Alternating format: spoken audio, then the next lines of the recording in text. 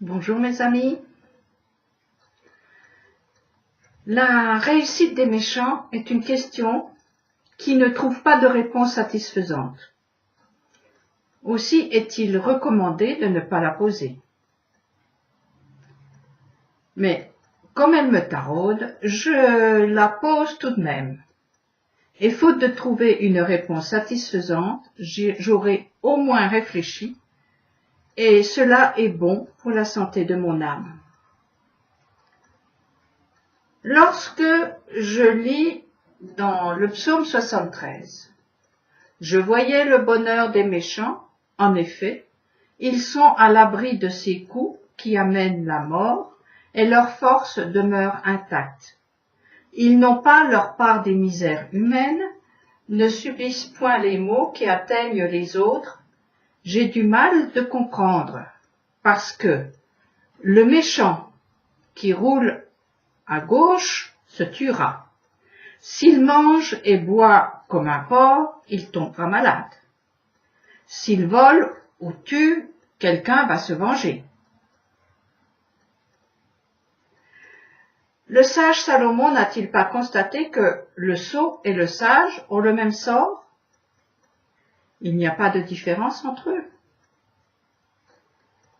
Mais je reconnus aussi qu'un même sort est réservé à l'un et à l'autre. Alors je dis en mon cœur, le sort du fou est le même qui m'attend, moi. Dès lors, à quoi bon avoir acquis tant de sagesse? Alors, pourquoi dit-on que le juste est éprouvé et le méchant est laissé tranquille sur sa pente? De cela découle un raisonnement dangereux qui veut que le degré d'épreuve prouve le degré de sagesse, pour ne pas dire le degré de sainteté de la personne. Je l'ai entendu maintes fois cette chanson. Je suis éprouvé, c'est mon épreuve, c'est ma croix.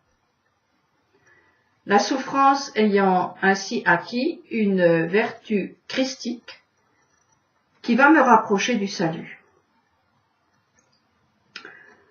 Sans être prophète ni psychologue, il est évident que la personne qui se vautre dans ce marais est à côté de ses pompes. Il suffirait qu'elle change sa façon de penser et de se comporter pour que l'épreuve disparaisse. Oui, il y a des maux, M-A-U-X, qui n'atteignent que les justes, parce que justement, ils sont justes et ils se heurtent à l'injustice. Cela leur permet de relever le défi du désespoir et de grandir. Il est nécessaire de faire la part des choses et de ne pas se draper dans le mensonge de l'innocence. Souvent le méchant, ou le méchant qui se croit juste, termine mal. Non pas parce que Dieu est dans le coup, mais parce qu'il s'est mis lui-même tout seul dans le pétrin. Et sa souffrance ne lui sert à rien.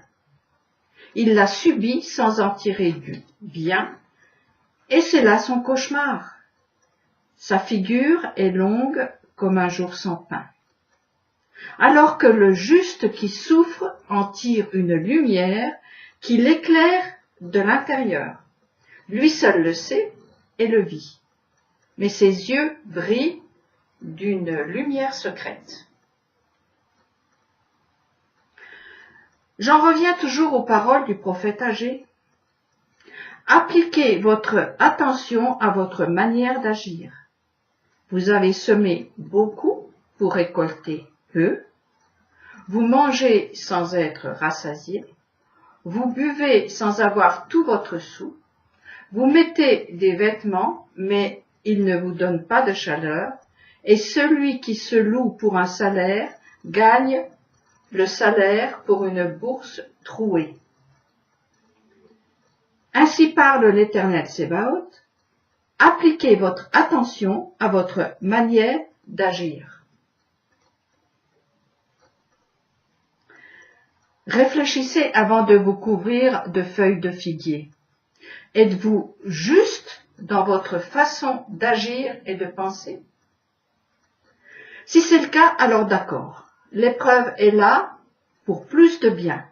Mais attention de ne pas faire le jeu du serpent et ainsi de se faire du cinéma. Agé le dit bien. Vous êtes dans les difficultés, la frustration, la douleur, parce que vous dites « Le temps n'est pas venu encore de rebâtir le temple du Seigneur. C'est à cause de ma maison qui est en ruine, tandis que vous courez tous dans votre maison à vous. C'est pourquoi les cieux ont retenu le rosée à vos dépens et la terre a refusé ses produits. » Là, le prophète parle du temple en pierre. Mais cela peut aussi être un indicateur de notre état intime en termes d'individus en ruine, non construits, ne répondant pas à l'appel « Va vers toi ». Si vous prenez le psaume qui introduit tout le livre, vous verrez bien qu'il contredit complètement l'affirmation selon laquelle le juste est malmené. Dans ce psaume, il y a la promesse que c'est le méchant qui est pourchassé par le vent. Que pouvons-nous en conclure? Seul le malade qui sait qu'il est malade se soignera.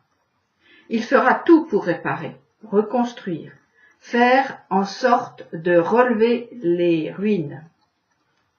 Nier le mal ne le fait pas disparaître, au contraire. Nous le voyons tous les jours.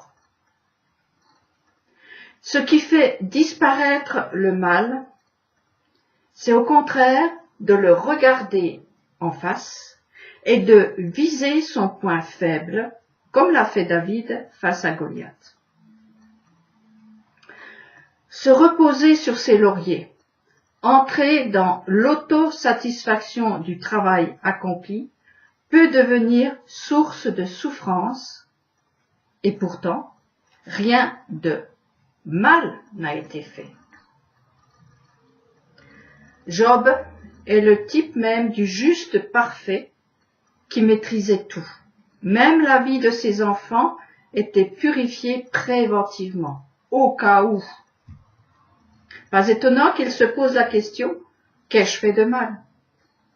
Effectivement, lui peut dire que le juste est éprouvé.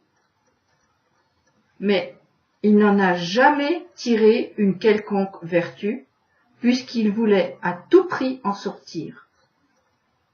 Pour Job, l'épreuve n'est qu'un passage qui ne justifie rien du tout. Mieux vaut entrer dans la pensée du psaume 1 ou celle du psaume 23 et mourir rassasié de jour. Je vous lis mon psaume préféré. Heureux l'homme qui ne suit point les conseils des méchants, qui ne se tient pas dans la voie des pécheurs et ne prend point place dans la société des railleurs, mais qui trouve son plaisir dans la loi de l'Éternel et médite cette loi jour et nuit. Il sera comme un arbre planté auprès des cours d'eau, qui donne ses fruits en leur saison et dont les feuilles ne se flétrissent point. Tout ce qu'il fera réussira. Tels ne sont pas les méchants, mais plutôt comme le chaume que pourchasse le vent. Aussi les méchants n'ont-ils pas le dessus dans le jugement, ni les pécheurs dans l'assemblée des justes. Car l'Éternel protège la voie des justes, mais la voie des méchants conduit à la ruine. Les joies, les peines, le bien, le mal, la richesse, la pauvreté, la vie et la mort sont des morceaux d'un tout que l'on peut reconstituer en s'abstenant de penser et de croire que le morceau représente le tout et de tomber ainsi dans l'idolâtrie. Nous sommes dans un monde fait de multiples étincelles, de lumière, d'ombre, de bien, de mal, qui forment un bouquet dont l'harmonie tient dans un subtil équilibre entre elles. Rien ne doit manquer ou ne doit être mis en avant, sinon la violence s'installe. Notre monde peut être comparé à un rouleau de Torah, dit parole de Dieu, qui doit être parfaitement reproduit, y compris les points, les espaces.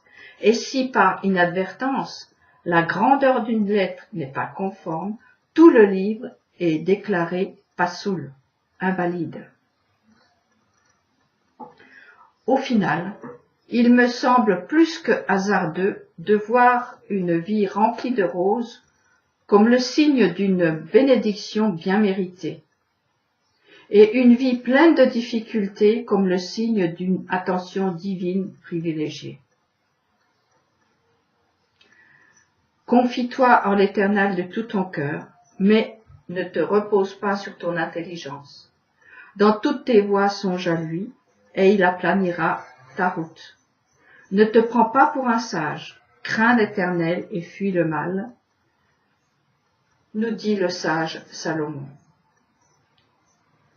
Et comme il est dit dans le livre d'Ésaïe, car mes pensées ne sont pas vos pensées, ni vos voix ne sont mes voix, dit l'Éternel. Bonne méditation à tous. À la semaine prochaine.